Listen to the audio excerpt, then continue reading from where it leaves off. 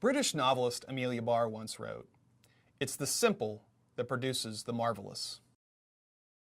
It's always the simple things in life that give us the greatest amount of joy.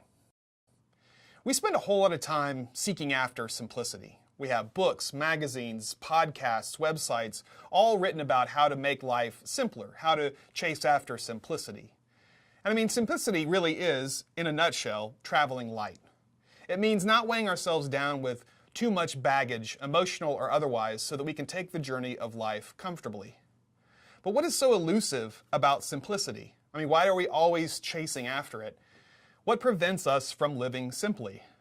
In a word, complexity. We tend to overcomplicate our lives. And what happens when life gets complicated? Well, we get overcome with the stress and anxiety of having to keep juggling all the things that life throws at us without having the wisdom to lay some of those things aside.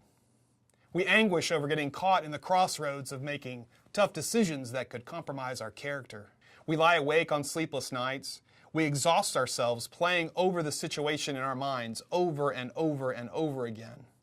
We make hasty decisions in order to move on to the next thing, which often complicates our life even more. Or we get caught up in the things we own, things we bought initially thinking they would make our lives easier, only to find out that instead of owning them, they begin to own us. We begin to not be able to imagine our lives without them, and so we make compromises to ensure that we don't have to give anything up. What's the first step to simplification? Well, it comes in the form of an acronym. Keep it simple, sunshine. At least that's what my grandfather always used to say. Before I had my boys, I bought a book by Walker Lamond called Rules for My Unborn Son.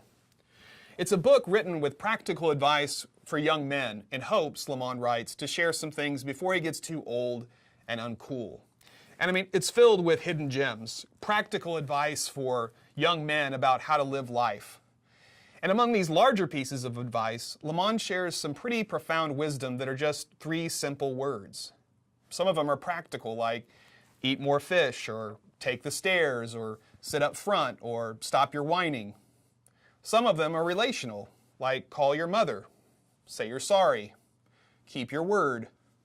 And some are more creative and fun, like eat dessert first, or ask more questions, or even start a band. I think Lamond is onto something, though. Living 3 simple words helps us to keep the world in focus and for us to move forward with clarity of purpose. Living by 3 simple words allows us to make split-second decisions about what's right and what's wrong, what's worth our time and not worth our time, what will define us and set us apart, and what we'll avoid and lay behind. Jesus lived life by 3 simple words, and those words were love one another. This comes to us from John chapter 13, 34 through 35, where Jesus, as he's talking to the disciples at the Last Supper, says, "I give you a new commandment, that you love one another. Just as I have loved you, you should also love one another.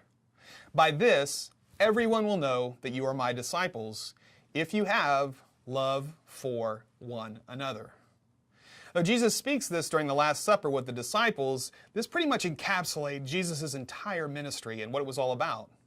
He loved others with an unconditional love from God and showed us that we are all worthy of this same love. He even went so far as death on a cross to show us how unconditional this love really is and how far it would go. That idea of love one another, that's so simple, right? But it's also so profound and so marvelous. I mean, imagine what would happen if we all just lived by those 3 simple words. Love one another. Prejudice, fear, anxiety, war, injustice, all these things would dissolve away, and we could live free, unencumbered lives in the knowledge that the love we share would be shared with us in return. I mean, these 3 simple words, love one another, can transform lives. They can give us clarity and purpose as we move forward knowing that we are loved unconditionally. Life lived in love is simple, but it's not easy. It means that we won't always receive back the love that we share. It means that others may not treat us with the same loving care with which we treat them. It may mean broken hearts and broken relationships. But we have faith We have faith in that unconditional love of God because later in the book of John, Jesus reminds us that he shares these 3 simple words with us so that in him we may have peace. In the world we'll face persecution, but Jesus says, take courage, I have conquered the world. So I would encourage you to take some time today and write down those 3 simple words you live by.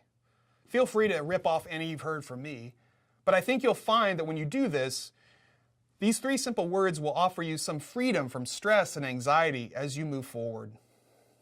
Whatever your 3 simple words are, remember to travel light, confident in the fact that you are loved and hopeful in the promise that those 3 simple words of Jesus, love one another, can change a life, maybe even your own.